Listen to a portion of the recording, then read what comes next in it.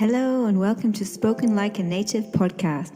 My name is Diane. I'm an English teacher from Scotland and a devoted language learner, and this podcast is for those learning English to improve their listening and vocabulary, with episodes on engaging topics like culture, current events, history, and how languages work. If you want to improve your speaking and listening, head over to speakmeters.com, where you can take part in small group conversations hosted by native speakers. This is an amazing way to boost your fluency, expand your vocabulary, and increase your confidence by practicing with qualified, certified, and selected native speakers who really enjoy helping people. There are sessions at a range of levels for English, French, Spanish, and German, so book your first session today. Speakmeters.com. And don't forget, you can take part in this podcast by telling me your ideas for topics. Information about how to get in touch with us is in the description. Enough beating around the bush, let's get this episode underway. Hi, welcome to episode 12 of Spoken Like a Native. This episode is about animals, it's about pets. And I'm having a chat with my cousin, Erin, who lives in Northern Ireland. She's from Northern Ireland. So it's just a kind of general chat, a bit of a catch-up we had, and we chatted about the different pets and animals we had. And Erin works in a veterinary surgery, so that was why I thought it was a good topic. We mentioned all of our different pets when we were talking, but I thought I would just make things a bit clear from the beginning in case you were searching to try and find out which animals we're talking about. So Erin has, amongst her 3 cats, one of her cats is a hairless cat, and they are called Sphinx cats. She also has a boxer dog, so that's a breed of dog called a boxer. It's quite a large dog. I'm sure you can see some pictures of them online. And the other dog is a Staffordshire Bull Terrier, or they're called Staffies for short. I myself have a dog which is a mix of Dalmatian and a kind of mongrel, which is another mixed dog. He's a big white dog with a few spots. And I have 1 cat at home and then 3 kittens on our land. 3 of the cats are ginger or ginger and white, and one of them is a calico. And calico is like white with black and ginger patches, so it's all different patches mixed together. Yeah, so this episode is great for animal lovers. But if you have any suggestions for other topics, please don't hesitate to get in touch. Hi, Erin. Hello. How are you doing today? I am good, thank you very much. How are you doing? Yeah, pretty good. How is the weather? Are you in Belfast? I am we're close enough to Belfast, just Moira, but the weather was good. A little bit of rain, but there's nice and sunny now. I just went out for a walk with the dog and got a bit sweaty. It's at 8:15 here. Right. Got an hour later. And it starts then to get cool down now. Like, it's fine to take the dog out for a walk and things. He doesn't get too hot then at all. No, we had him last year. When we first came to Spain, we were living in the central region. I don't know, have you ever been to Spain? Yeah, I have done, yes. You'll know that it gets pretty hot. We were in Castilla-La Mancha, which is in the center, and there it can get really dry. That was where the puppy came from. No. But he's short hair, so he's like a mix of a Dalmatian and another type of dog. So he's not, he does get hot, but it's not as bad as a husky or something. Yes, short hair keeps him nice and cool. Yeah, but so we would be walking around in the summer, and he would just jump into the fountains and going into the shade. And poor little thing. Yeah. When he comes home now, he just flops on the floor on his side. Yeah, he'd be tired, and then the hot weather as well sort of knocked out a little bit too. And how are your dogs doing? Yeah, they are all good. We had them out this morning just going over the fields. So they had a good run, and they're now down the stairs. They've just had their dinner, and they are both lying sleeping on the couch. What kind of dogs are they? So one is a boxer and one is a staffy. Okay. So they're both as well short-haired, but they're both a bit mad. So it's nice to have them lying down on the couch for a wee 10 minutes. Yeah, you need to give them lots of exercise. They behave a bit better. They do, just about. They're still a bit crazy, but yes, once they get a good run over the field, they behave a lot better, is right. Yeah, if you can if it's easy to get to somewhere where you can let them off, it's much better. They can just drive themselves a bit mad if they don't get to run about too much. Absolutely. And then I suppose if you walk them on the lead and stuff, it is good, but mine too are that crazy. They kind of need to be off it, just so they can get a good run. Yeah. Do you have any other pets? So I have 2 cats, and then 3 cats. The third one is an Egyptian Sphinx, so he has no hair, so he's a little bit different. The other 2 are just the usual fluffy cats. Then he lies between them because obviously he doesn't have any fur, so he absolutely loves whenever them 2 come home, and he just squeezes in beside them and kind of just, I suppose, steals their fur for warmth. Bless him. Do they need like a little jumper in the winter or something like that? Yeah, so he does. He has like a little wardrobe. He has all different little tops he would wear in winter. Wee fluffy jumpers and like little t-shirts and things, which I don't even think he really likes wearing that much, but he does get cold, so he just has to run about with it on. One of them's kind of like a little turtleneck and stuff, so he runs about like, I don't know, bless him, but I think he looks cute in them anyway. Yeah, I saw a few YouTube, on what is it called, shorts, where they suggest like very short videos on YouTube, and there's loads about animals, and if you look at one cat thing, it will show you like millions and millions of them.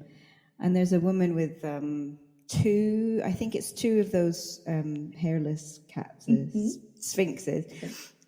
American, and she was saying they're a bit like dogs in how their behavior is a bit more like not so antisocial. Yeah, so than other cats. They definitely are. They kind of are like a little mini dog, to be honest, because they're way more sociable towards humans. I suppose just sort of just your normal cat, if we call it that. Kind of just comes to see you when they want food or out, or that's about it. But no, his name's Rupert, so he is kind of like a third dog. He just loves human interaction. And he'll sit for his wee treats and things like that. It's a bit mad, but it's very cool, I think. So how do people react to I don't know if you have people around and they say, oh, what's that? That's exactly how they react. It's usually they stand and stare, and then they're like, what is that? Just like just a wee naked cat. And he doesn't. He is very bad, because someone will come in, and a lot of people, when they first see him, don't like the look of him, because they have quite a little angry, wrinkly face.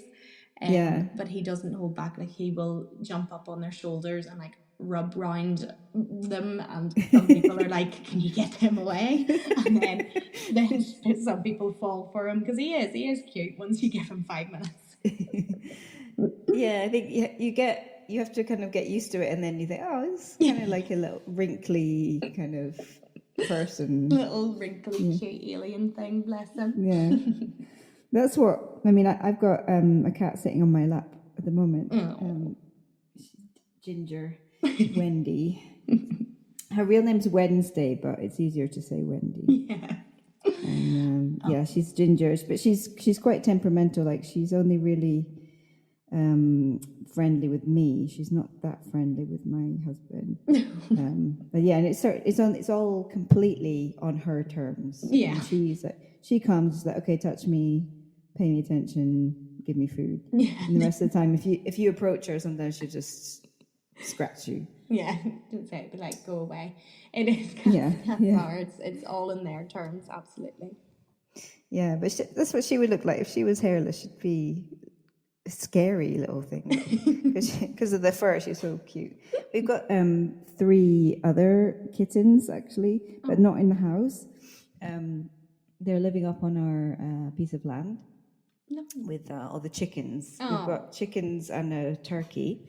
Wow. And then we've got 3 little kittens. And would the kittens go over and sort of go in near the chickens or anything like that, or do they not be? I'm not sure. Well, at the moment they've got a really big cage thing just so that they've not been there.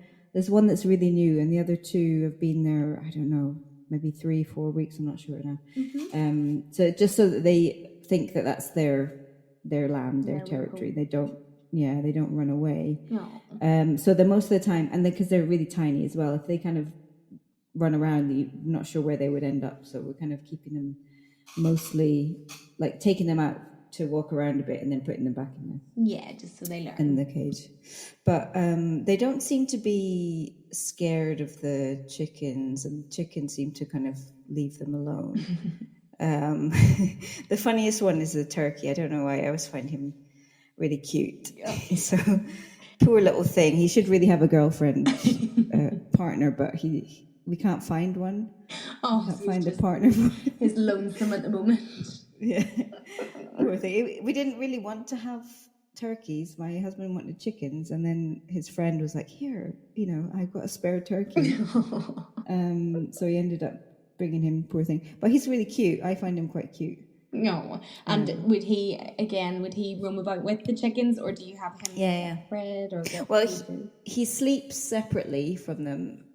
But yeah, during the day if they're inside the barn together, like so the chickens will come out of their smaller place, and then if there's no one else, if there's no people there, we'll just leave them like inside the barn, all kind of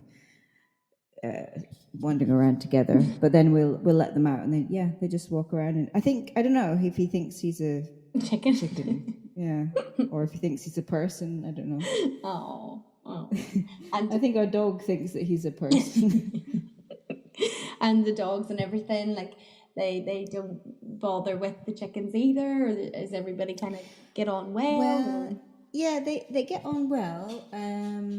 Dog Alfie, he chases them. Okay. So like he likes them, but he just wants someone to play with. Yeah. And so sometimes it's fine, other times he like freaks them out. Yeah. So it can be a bit annoying. Like he's supposed to be there sort of helping out in a way, guarding, and he just sort of makes a bit more of a fuss than is necessary.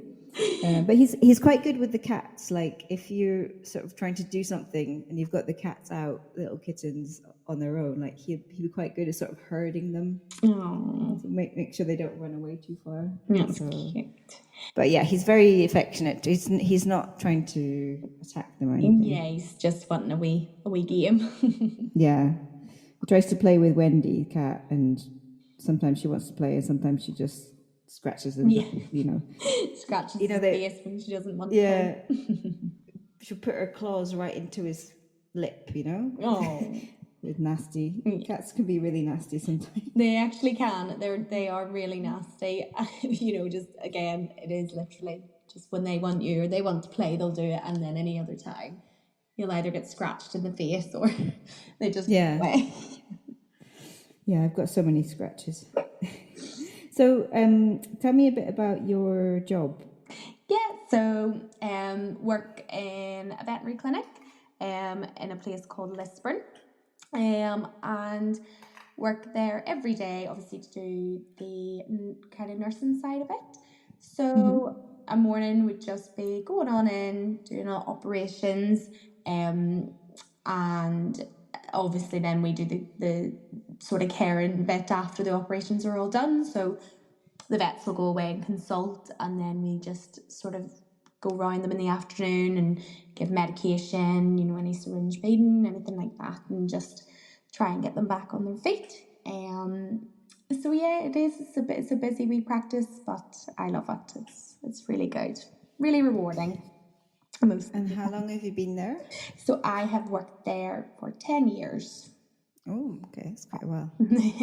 Long time. So how do you get into that kind of, did you start off sort of doing like a, I don't know, how would you call it, like a traineeship or an internship or something? Or Yeah, so left school at 16 and knew I wanted to work with animals. Wasn't really sure what route I wanted to go down.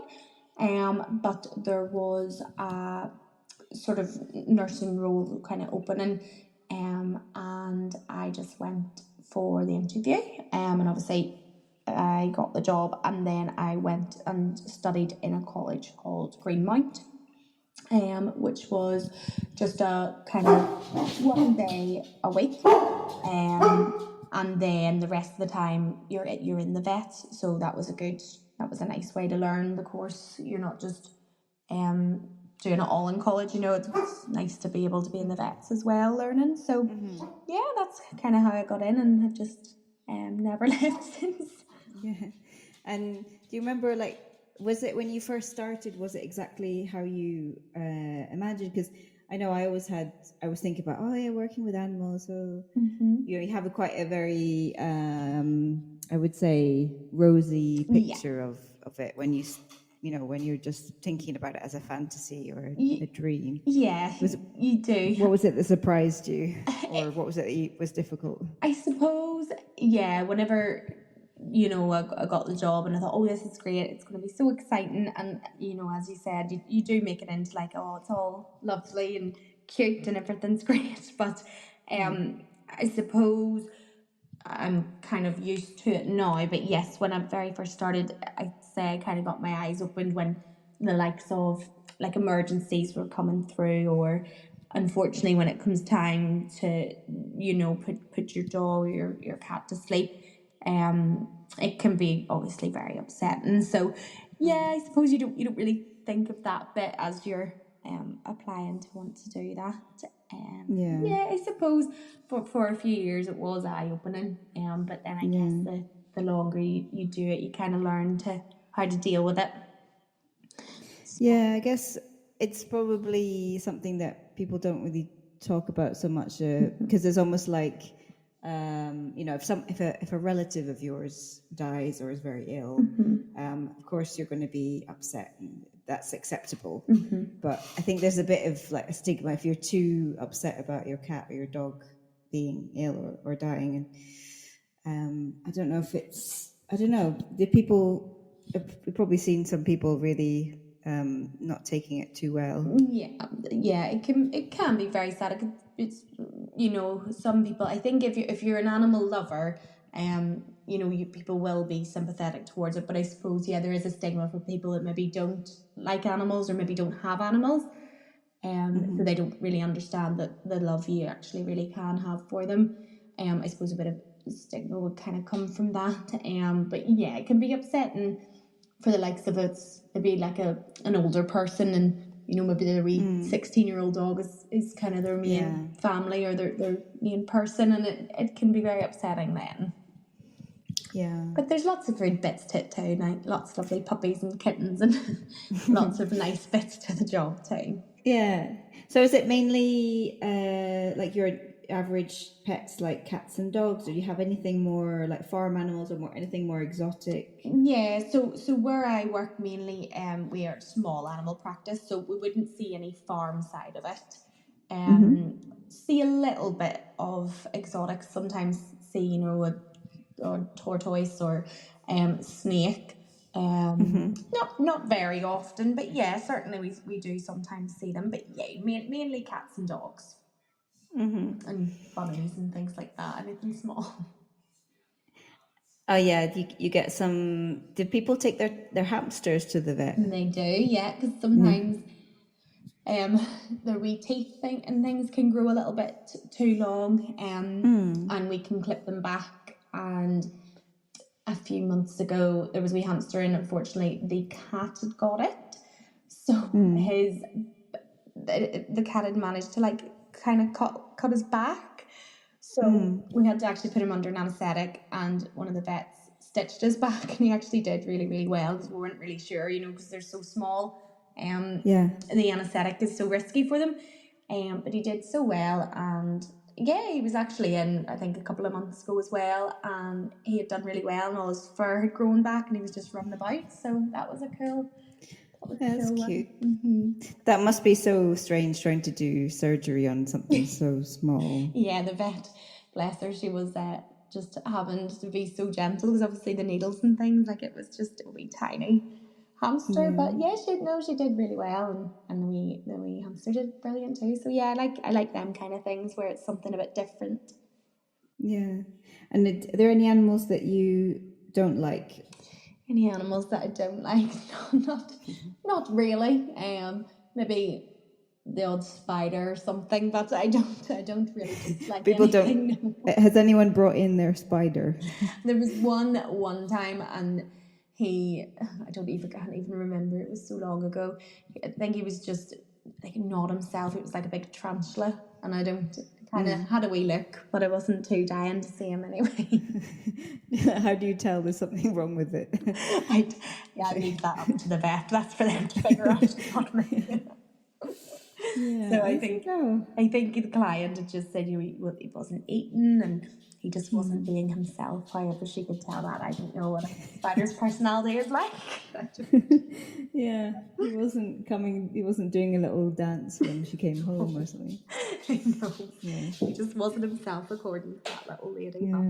Yeah. I had a friend at, when I was at school who had, I think it was just one. She had loads of cats and rabbits, but she also had a tarantula. Wow. And she was a really, really good friend of mine. But it wasn't that I was scared of it particularly, but I just felt a bit uncomfortable.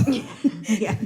You go and sleep over at a house, and you just think, are you sure that thing's secure? You don't want to wake up in the morning and he's sitting beside you on your pillow. Yeah, and the thing was, it never really did anything. It just sort of sat there.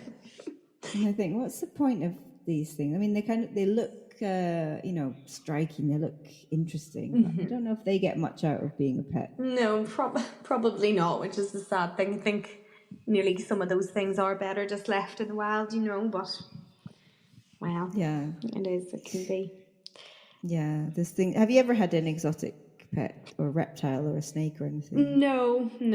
I kind of nearly feel sorry for them, because I think they're quite difficult to look after them completely correctly, with their lights, UV lights and everything that you need, so it can be quite difficult to look after them correctly. So no, I don't think I would ever have one, really. I feel a bit sorry for them. Yeah, I agree. Yeah, I think I had a snake not for very long, but yeah, I didn't like the fact that you had to go and buy these dead mice to feed. Yeah. To feed it, and then there's no relationship. No, really. Definitely not. I just think you get the snake to sort of look cool in a way. I think a lot of people do it, or it's like, I want to be different. I want a pet, but I don't want to get the average typical pet, so I'll get a snake, and that's fine in theory, but they don't really connect with you. No, they don't really do very much. I suppose they might come up and see you, as I say, when you're feeding it a mouse or something, but yeah, you can't really take it out for a walk or do anything with your snake. You kind of just for looking at. Yeah, and they don't really sort of go, "Hey, how's it going? How are you doing?" There's no empathy, there's no connection. So I think that's just a kind of bit strange. But I really like things like iguanas. I think they look really cool. But I think it would probably be the same kind of thing. Yeah. So that's where I'm going to leave it for this week. Next week you'll have part 2 of the conversation, just so you don't have a massive long episode to listen to, and you can chop it into 2 smaller chunks. If you have any feedback, any ideas for future topics, requests for clarifications, anything else you think would be useful, my email address will be in the description for the podcast. And don't forget that if you would like to be on the podcast, please get in touch and we can do an interview if you have something interesting you would like to share. And if you'd like to practice your language skills, don't forget there is Speak Meters, where you can practice in a small group or on a one-to-one basis. You can also host your own sessions as well in your native language. See you next week for part 2. Bye. Thanks for listening. What do you think about today's topic? Remember, you can get in touch by leaving a comment or by joining the Speak Meters community. Follow Speak Meters on Instagram and subscribe to Spoken Like a Native on your favourite podcast platform. You can also leave a comment and like the stream. Please, please, please leave a review. It really helps us to find new listeners who are looking for fun language learning content. And lastly, don't forget to head over to speakmeters.com to take part in live conversations hosted by friendly native speakers. That's all for today. Catch you next time. Bye.